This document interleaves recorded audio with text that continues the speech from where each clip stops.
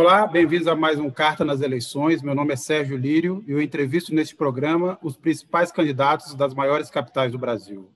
O critério de convite levou em conta a diversidade ideológica, a importância dos partidos, a posição nas pesquisas e a trajetória dos próprios candidatos. Hoje eu recebo neste programa Clarissa Garotinho, candidata do PROS à Prefeitura do Rio de Janeiro. Candidata, bem-vinda e obrigado por aceitar o nosso convite. Sérgio, obrigada a você, obrigada à Carta Capital. No momento onde a gente tem tão poucos espaços para falar, numa das eleições mais antidemocráticas da história do Rio de Janeiro, porque não temos debate, não temos cobertura, né, televisiva, está bem complicado, mas é importante esses espaços, né, que se abrem, como a Carta Capital, para que a gente possa fazer as nossas propostas e a nossa trajetória ser conhecida do eleitor. Antes da gente começar a entrevista, vamos conhecer um pouco da história da candidata. Natural de Campos do Goytacazes, Clarissa Garotinho está em seu segundo mandato como deputada federal. Jornalista, foi dirigente da UNE aos 20 anos, vereadora mais jovem do Rio de Janeiro, aos 26, e a mais votada deputada estadual, aos 28. Em 2017, ocupou a Secretaria de Desenvolvimento, Emprego e Inovação da Prefeitura do Rio. Clarissa Garotinho integra uma família de políticos. Os pais Antony e Rosinha governaram o estado do Rio de Janeiro. O irmão Vladimir é deputado federal. Candidata, bem-vinda. Obviamente, a primeira pergunta que eu vou fazer aqui é como é que a senhora lidou com a Covid, como é que foi a recuperação e se a senhora já está refeita? Eu contraí a Covid, né, no início da campanha eleitoral. Tive que ficar 16 dias em casa, então você imagina, a gente já fica um pouco assustado pela doença, né? Porque cada pessoa desenvolve de um jeito. Graças a Deus, eu tive os primeiros dias que foram bem ruins, mas depois eu tive uma recuperação bastante tranquila. Mas é claro que isso também afeta, de certa forma, a nossa campanha, né? Porque uma campanha curta, de 45 dias, eu acabei ficando 16 dias em casa sem poder ir para as ruas fazer campanha. Graças a Deus estou bem recuperada, meu marido também, meu filho pequeno. Então, a gente superou essa fase difícil. Candidata, a política do Rio de Janeiro, novamente, virou um caso de polícia. Você tem o prefeito que está concorrendo com uma liminar, teve os direitos políticos cassados, enfrentou 2 processos de impeachment. O primeiro colocado nas pesquisas, Eduardo Paes, acabou de ser indiciado, virou réu, no caso do suposto caixa 2 pago pela Odebrecht, e a senhora tem, obviamente, os pais que chegaram a ser presos, acusados também de casos de corrupção. Como é que o eleitorado do Rio de Janeiro vai diferenciar, por exemplo, o caso da senhora e a relação com a família desses outros casos de corrupção? Como é que mostrar que a senhora é diferente desse clima que se tomou aí do Rio de Janeiro, da política, e não é de hoje? Olha, você pode ter certeza que se tivesse alguma coisa concreta contra os meus pais, Garotinho e Rosinha, eles estariam presos e não livres como eles estão. Porque foram inúmeras tentativas, né? Foram lá, prendia, soltava, prendia, soltava, prendia, soltava, o que demonstra claramente que o que aconteceu ali foi uma vingança política de um grupo que foi denunciado pelo Garotinho, né? O Garotinho teve coragem de denunciar a Procuradoria-Geral da República numa notícia crime, 150 pessoas, entre eles 2 ex-governadores, 2 ex-presidentes da Assembleia Legislativa, membros do Ministério Público, chefe do Ministério Público Estadual, desembargadores, juízes, empresários do nosso Estado. É óbvio que quando você enfrenta uma quadrilha tão poderosa como essa, você vai sofrer retaliação. Afinal de contas, essa quadrilha comandou durante muito tempo o nosso Estado, sem que nenhum órgão de controle, ou órgão policial, ou órgão de justiça visse nada disso. Então, meus pais foram humilhados, foram injustiçados, e eu espero que o tempo e a história possam corrigir o que eles passaram. Agora, a gente não tem como mudar o passado, isso tudo me trouxe muito sofrimento. Agora, o que a gente tem que fazer é olhar para frente, olhar para o futuro.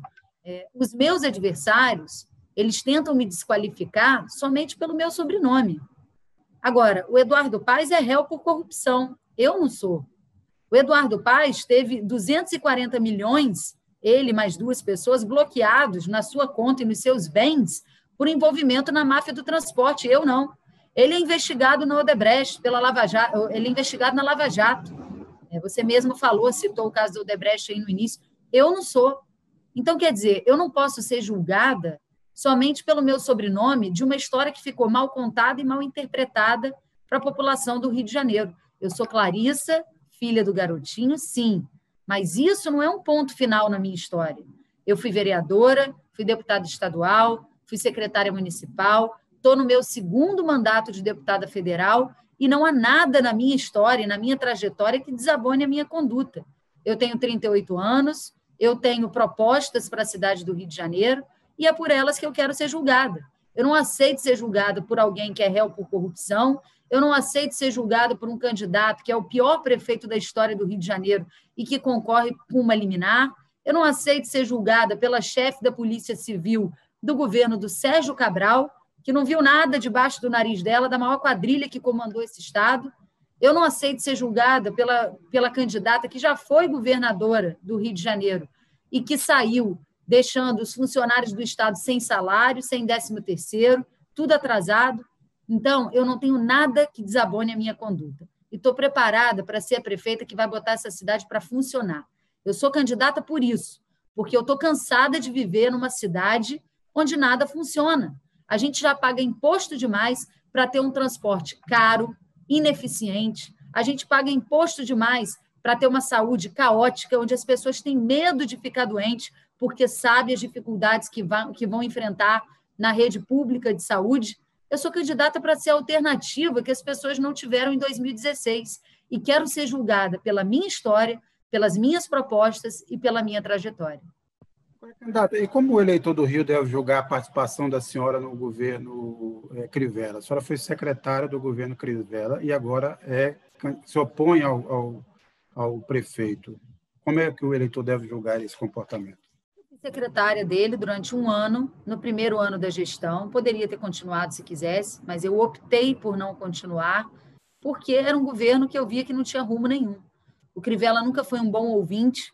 Eu era uma das poucas secretárias que tinha coragem de dizer para ele que as coisas estavam erradas, que a cidade não estava no rumo certo, que não tinha fiscalização necessária, que ele não estava cumprindo sequer o papel de síndico, mas ele preferia os bajuladores.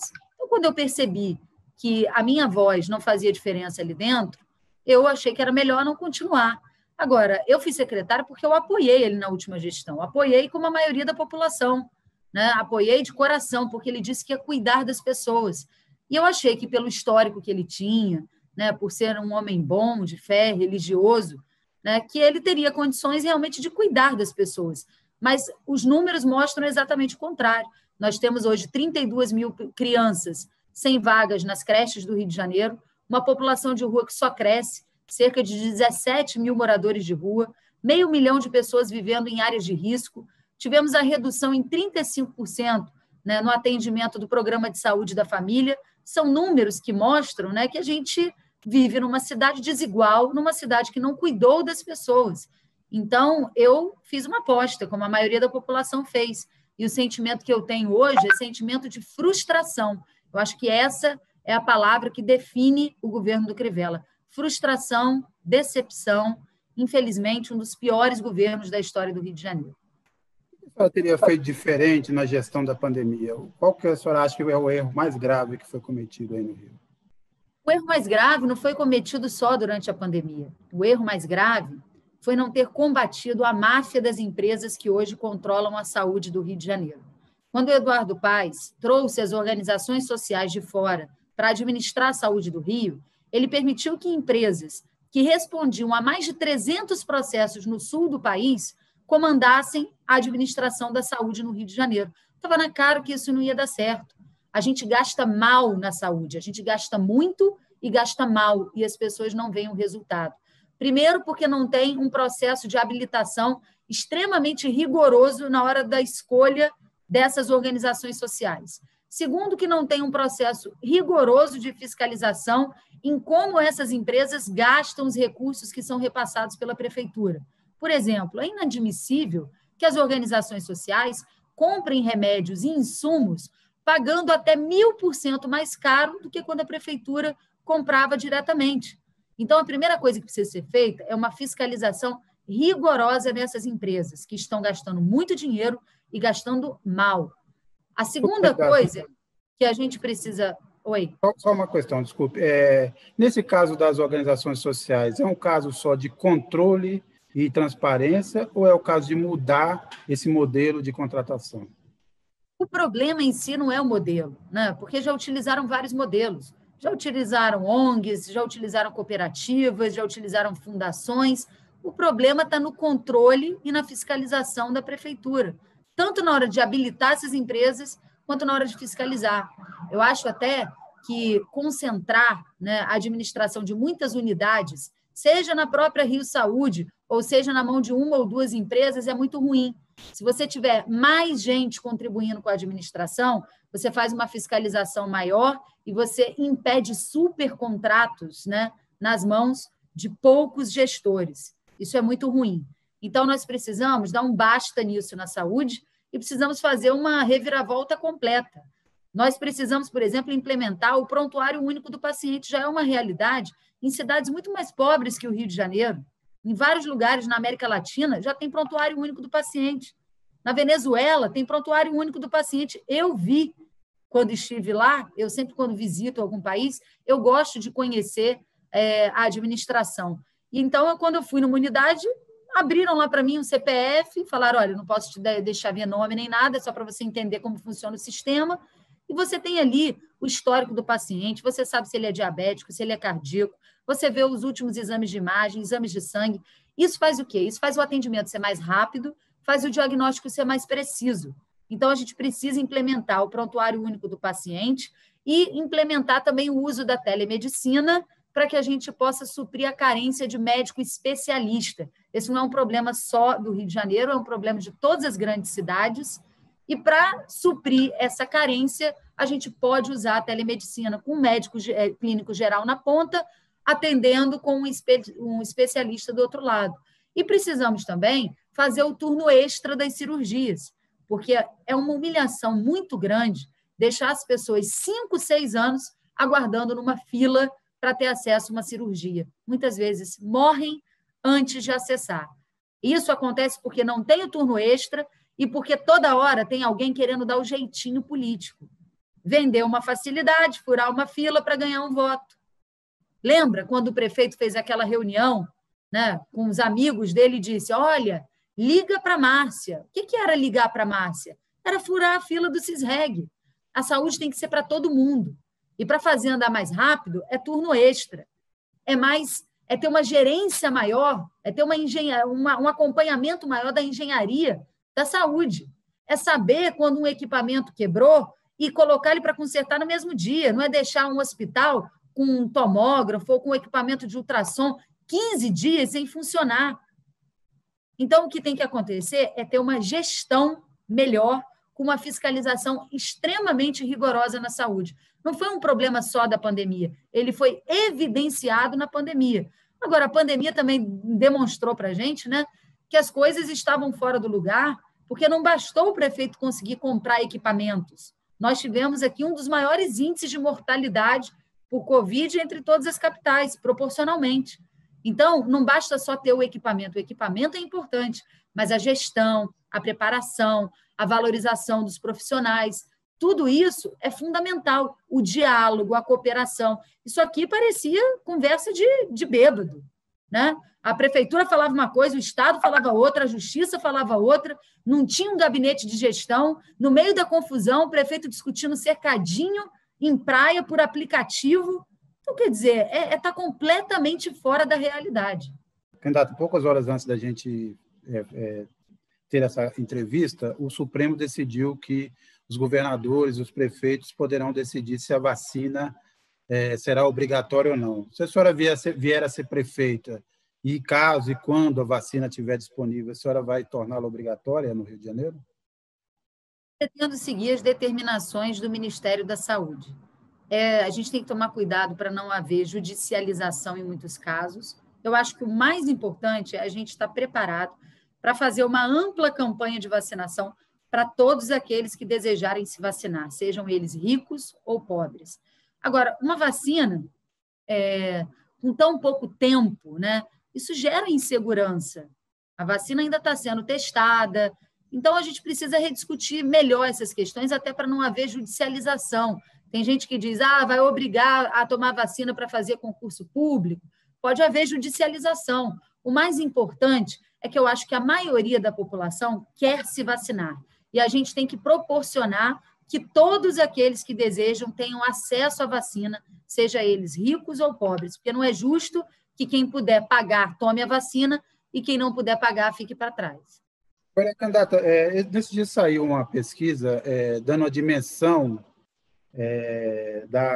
do tamanho do poder das milícias e do tráfico no Rio de Janeiro. O que a gente vê, na verdade, quem manda na cidade são as milícias e o tráfico. 75% da cidade está dominada, subjugada tanto pela milícia quanto pelo tráfico. A gente sabe também das limitações que um prefeito tem na área de segurança. Mas o que a senhora acha possível fazer para combater as milícias na cidade?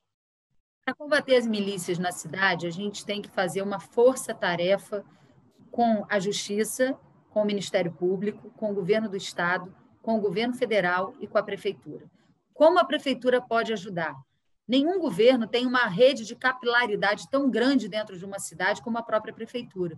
Portanto, acaba tendo, inclusive, acesso a mais informações dessas localidades do que qualquer outro órgão. E esse tem que ser o papel da Prefeitura nesse gabinete de crise. Alimentar de informações os órgãos competentes para que eles possam tomar as medidas adequadas. Agora, é muita hipocrisia, né? Uma delegada que é candidata a prefeita do Rio de Janeiro, que esconde da população que foi chefe da Polícia Civil no governo Cabral, ficar dizendo que vai abrir a caixa preta, que vai enfrentar as máfias, se quando ela foi chefe da Polícia Civil, foi o período e foi o governo, segundo o relatório da CPI das milícias, onde as milícias mais cresceram no estado do Rio de Janeiro. As milícias cresceram no Rio de Janeiro 300%, segundo esse relatório da CPI das milícias, na gestão de Sérgio Cabral. E quem era a chefe da Polícia Civil? A delegada, que agora diz que vai abrir a caixa preta. Então, é muito importante, é uma pena, eu lamento muito que essa seja uma eleição tão antidemocrática. Eu, por exemplo, tenho 14 segundos na televisão. Quem consegue se apresentar, falar da sua trajetória, né, com 14 segundos de televisão? Todos nós apostávamos muito nos debates, porque nos debates você traz justiça para o processo eleitoral. Você pode confrontar a trajetória dos demais candidatos, você pode apresentar as suas propostas. Então, eu quero aproveitar para fazer aqui, mais uma vez, um protesto, porque numa cidade onde as praias estão lotadas, onde já tem decreto permitindo abrir quadra de escola de samba, onde as emissoras, né, já voltaram a gravar, dizer que não pode ter debate por causa da Covid, é uma hipocrisia. Tem muitos interesses. Acha que aconteceu, então? Quais interesses a senhora acha que tem? A senhora acha que, por exemplo, é uma tentativa de beneficiar certos candidatos em algumas cidades? Quem é que tira vantagem de não ter? Com certeza. Está muito claro que a Globo tinha preferência no seu candidato no Rio de Janeiro, assim como a Record também tinha preferência. A gente viu também que as eleições em São Paulo, né, também estava ameaçando os favoritos em São Paulo. Então, quer dizer, são duas capitais importantes no país, onde os debates poderiam modificar um pouco o jogo, né, no tabuleiro e no xadrez eleitoral. O que não dá é para usar a Covid como desculpa para tudo. As escolas, né, já estão reabrindo, as escolas particulares já reabriram. Quer dizer, a vida já começou a voltar ao normal. As taxas de mortalidade, graças a Deus, né, já diminuíram. Eu não estou aqui minimizando a doença, eu passei por isso, eu fiquei 16 dias em casa, meu marido pegou a Covid, os meus pais pegaram a Covid, vários amigos meus, eu lamento muito, né? Mas, graças a Deus, os números, né, mostram que as coisas estão se acalmando. A doença ainda está aí, a gente tem que usar máscara, usar o álcool, mas se tudo está voltando ao normal, será que não era possível reunir os candidatos dentro de uma emissora, sem assessor, sem ninguém para fazer debate? Isso é para a população refletir, porque essa é uma das eleições mais antidemocráticas da história do Rio de Janeiro e no país inteiro está se reproduzindo. Ela falou aí da redução dos números, tanto de óbitos quanto de infectados no Brasil. Isso aconteceu na Europa, e o que a gente está vendo na Europa agora é um retorno, né? Nem uma segunda onda, na verdade, quanto mais se aglomera neste estágio, mais a doença se prolifera. Obviamente, lá ainda o número de letalidade diminuiu, mas o número de casos infectados explodiu bastante. A pergunta que eu faço é a seguinte: a senhora teria coragem e estaria preparada para decretar uma nova fase de isolamento, de fechamento de atividades, caso aconteça de a gente viver no Brasil também uma nova onda de infecções, como está acontecendo na Europa? Eu acho que a gente, se Deus quiser, vai ter a vacina antes que uma nova onda nos atinja. Talvez a gente pudesse ter uma nova onda depois do Carnaval, né? Porque o Carnaval atrai muitos turistas, a gente sabe que essa circulação, né, vem muita gente de fora, mas os próprios setores, né, que organizam o Carnaval tiveram a compreensão de que a gente precisaria adiar o Carnaval de 2021 para alguma data, né, no segundo semestre ou para um pouco mais para frente. Então, eu acho que isso aí, por si só, né, já foi um grande fator em benefício do Rio de Janeiro. Agora, a economia, ela também precisa caminhar, né? O auxílio emergencial está aí, ajudou muita gente, mas ele não vai durar para sempre. As pessoas, né, estão vivendo um período, talvez uma das grandes tragédias também da pandemia foi o desemprego. Muitas empresas fecharam as portas definitivamente e a gente agora tem a missão de recuperar a economia da nossa cidade, de retomar os empregos na nossa cidade, porque as pessoas, a pobreza aumentou no Rio de Janeiro, a miséria aumentou, a população de rua aumentou e nós precisamos, de maneira urgente, recuperar a economia da nossa cidade. Talvez você me pergunte, como é que a gente vai fazer isso? Essa seria a pergunta. O que a senhora propõe para lidar com esses problemas econômicos e sociais? A primeira coisa que a gente tem que fazer é recuperar a capacidade de investimento da cidade. O Crivella pegou uma cidade completamente endividada, o Eduardo Paes endividou o Rio de Janeiro para fazer as Olimpíadas, construiu obras gigantescas que não serviram para melhorar a vida de ninguém, mas que trouxeram um problema financeiro muito grande para a prefeitura. Contraiu esses empréstimos a longo prazo e os juros altíssimos. É verdade quando o Crivella diz isso. Mas o Crivella também não foi um bom gestor da crise. Por exemplo, nós estamos pagando de taxa de juros desses empréstimos cerca de 6% de juros, quando a taxa básica da economia está 2%. Qualquer cidadão, qualquer dona de casa, né, negocia, inclusive, o seu cartão de crédito. Mas o Crivella não renegociou os juros desses empréstimos. Então, nós perdemos quase 3 bilhões de reais só nisso aí. Então, a gente tem que trazer esses juros para patamares mais próximos, né, da taxa básica da economia. Isso é um ponto. Precisamos fazer uma revisão dos contratos, não só na saúde, mas eu vou te dar um exemplo, o contrato do VLT do centro da cidade. Aquilo ali é um escândalo. A empresa, quando se instalou ali, o consórcio, disse o seguinte: eu preciso ter aqui 260 mil passageiros todos os dias. Se eu não tiver, a gente vai descontar o percentual e a prefeitura vai me pagar a diferença. E foi tão mal planejado que, contratualmente, hoje, a prefeitura tem que pagar por 141 mil passageiros que não andam no VLT. Um prejuízo de 9 milhões de reais por mês. Isso é um escândalo. Isso é desperdício de dinheiro público. Então, a gente tem que fechar a torneira. Desses desperdícios, fazer uma revisão desses contratos. Isso também é uma forma de melhorar, né, os recursos e o caixa da prefeitura. A outra coisa que a gente tem que fazer é retomar a nossa economia, primeiro, reduzindo a burocracia. Não tem nada que afugente mais as empresas e os investimentos do que a burocracia. O Rio de Janeiro não é uma cidade boa, né, amiga do ambiente de negócios. Tudo aqui é uma dificuldade. Abrir uma empresa é difícil, fechar uma empresa é difícil, pagar uma guia de imposto é difícil, tirar uma licença é difícil, fazer um evento é difícil. É uma burocracia enorme, você tem que passar por diversos órgãos diferentes, você não tem processos digitalizados. Então, nós precisamos fazer com que o Rio seja uma cidade fácil para quem quer empreender, para a gente atrair novas empresas e, assim, trazer empregos. A gente tem também que fazer uma parceria com esses fundos internacionais que investem, né, em áreas com baixo índice de desenvolvimento humano, a fundo perdido, criando redes de cooperativa e, assim, gerar trabalho e renda nas comunidades carentes da nossa cidade.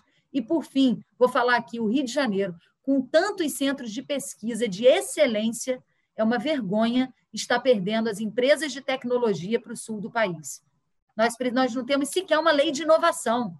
Nós precisamos criar a lei de inovação com arranjos produtivos de inovação na cidade do Rio de Janeiro para reter essas empresas aqui, com emprego qualificado, com conhecimento, e chamar essas empresas para produzir, junto com a gente, conhecimento e tecnologia para que o Rio de Janeiro tenha soluções inteligentes para os problemas que a gente vive. E colocar o Rio de Janeiro no topo das cidades mais inteligentes do mundo. Dá para fazer, mas tem que ter vontade. Candidato, vamos pegar alguns pontos que a senhora citou. Vamos falar primeiro dessa questão. Obviamente, muitos candidatos falam em desburocratizar, em permitir o investimento da iniciativa privada, mas sem renda, sem consumo, também não tem negócio. Um dos problemas da pós-pandemia brasileira é que a gente vai ter uma grande popularização de miseráveis, alguns famintos, e um desemprego recorde.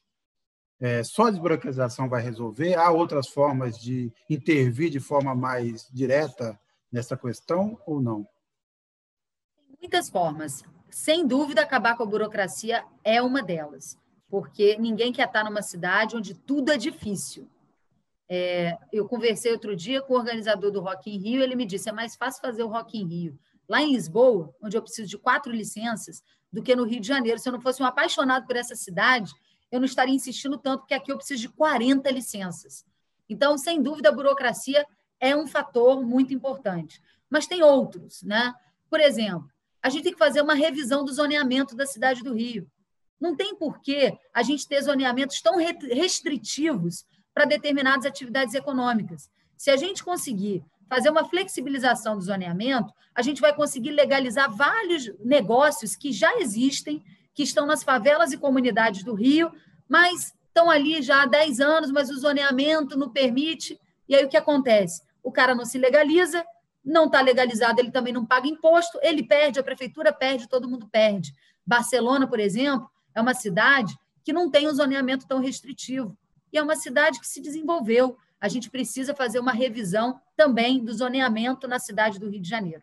E você disse bem, se não tem renda, a economia não circula. Por isso que eu falei da implantação de um grande programa de cooperativa em parceria com esses projetos internacionais que investem a fundo perdido, porque a gente tem muitas mulheres, principalmente, capacitadas para trabalhar em equipe. O importante não é se ela vai ter um emprego com alguém, é se ela vai ter trabalho e renda. E a cooperativa permite isso, trabalho e renda.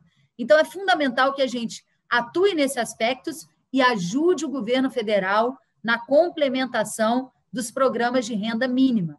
O Rio de Janeiro é uma cidade muito desigual, uma cidade que tem, né, algumas regiões com metro quadrado altíssimo, comparado ao de grandes cidades aí de primeiro mundo, mas tem também áreas, né, em comunidades onde as pessoas vivem abaixo da linha de pobreza. Então, complementação com renda mínima é fundamental. Clarissa vai tirar dinheiro da onde? Desses desperdícios todos que eu estou falando aqui, desses contratos. Eu, por exemplo, jamais teria construído aquela ciclovia com 44 milhões de reais, que despenca toda hora, que custou a vida de pessoas. Eu prefiro colocar o dinheiro, né, para investir, para fazer a economia girar, para melhorar o ambiente de negócios, para melhorar o que já existe. Muita gente, Sérgio, fica querendo construir um prédio novo, só para passar na frente e dizer, fui eu que fiz. Eu quero ser reconhecida como a prefeita que colocou os serviços públicos para funcionarem direito na cidade do Rio de Janeiro. As pessoas estão cansadas de promessas, eu vou fazer mais, eu vou fazer... Não, as pessoas querem quem faça melhor, que pegue o que já existe e coloque para funcionar. Candidato, outro ponto também, a senhora falou das perdas de centros de pesquisa, a perda tecnológica do Rio de Janeiro.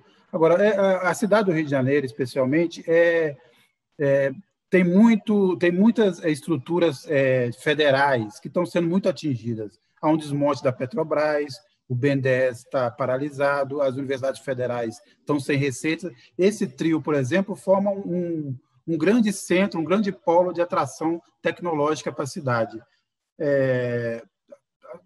A senhora acha, por exemplo, que esse caminho é o caminho correto em relação a essas entidades, essas autarquias? E o que a senhora, como prefeito, por exemplo, faria em relação a esses pontos? Por exemplo, universidade também, repito, não é uma função direta da prefeita, do prefeito, mas isso afeta o cotidiano da cidade, principalmente porque há um desmonte de toda a estrutura de pensamento, de pesquisa, de educação superior da cidade. O mais importante nesse ponto, né, a melhor forma do prefeito ajudar é dialogando.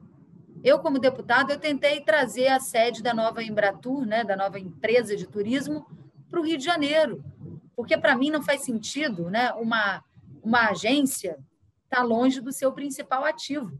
E o maior ativo turístico do país é o Rio de Janeiro, assim como a Agência Nacional de Petróleo está aqui, porque nós somos, né, o estado que mais produz petróleo no país.